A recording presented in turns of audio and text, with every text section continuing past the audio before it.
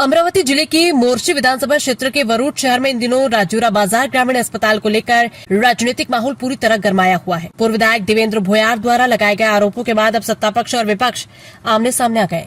इस पूरे घटनाक्रम ने क्षेत्र की राजनीति में एक नया मोड़ ला दिया है। राजूरा बाजार ग्रामीण अस्पताल के मुद्दे पर पूर्व विधायक देवेंद्र भोयार ने वर्तमान विधायक पर गंभीर आरोप लगाए। उनका दावा है कि अस्पताल से संबंधित महत्वपूर्ण कार्य और मंजूर निधि को लेकर जनता के साथ अन्याय हुआ है।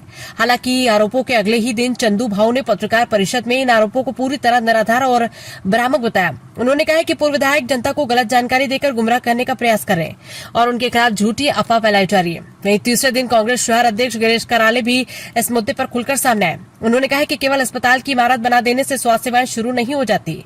अस्पताल में डॉक्टर, नर्स और आवश्यक सरकारी स्टाफ की नियुक्ति होना भी उतनी ही जरूरी है। यदि अस्पताल में डॉक्टर ही नहीं होंगे तो केवल भवन निर्माण का कोई विशेष लाभ जनता को नहीं मिलेगा। गिरीश कराले ने यह भी कहा है कि अब तक उनके सामने ऐसा कोई स्पष्ट प्रस्ताव या आधिकारिक दस्तावेज नहीं आया था, लेकिन भविष्य में इस पूरे मामले की सच्चाई जनता के सामने लाने का प्रयास किया जाएगा। इसी बीच पूर्व विधायक देवेंद्र भोयार द्वारा सोशल मीडिया और व्हाट्सएप समूहों में मंजूर निधि से जुड़े दस्तावेजों और प्रमाण साझा किए गए। इन दस्तावेजों के सामने आने के बाद क्षेत्र की जनता में भ्रम और चर्चा का माहौल बन गया है। राजनीतिक जानकारों का मानना है कि इस विवाद ने मोर्शी वरुड क्षेत्र की राजनीति में नई हलचल पैदा कर दी। विभिन्न राजनीतिक दलों में बेचैनी दिखाई दे रही है और जनता भी अब इस मुद्दे पर खुलकर अपनी राय व्यक्त कर रही है। अब सभी की निगाहें इस बात पर टिकी है कि आने वाले दिनों में इस मामले में और कौन कौन से दस्तावेज सामने आते हैं तथा जनता किसके दावों पर विश्वास जताती है। Cameraman Rahul Bansod, India TV 24। हाँ जी, बताएं आपका आंदोलन कितने दिन से चल रहा है और आज किस प्रकार से ज्ञापन कर रहा है?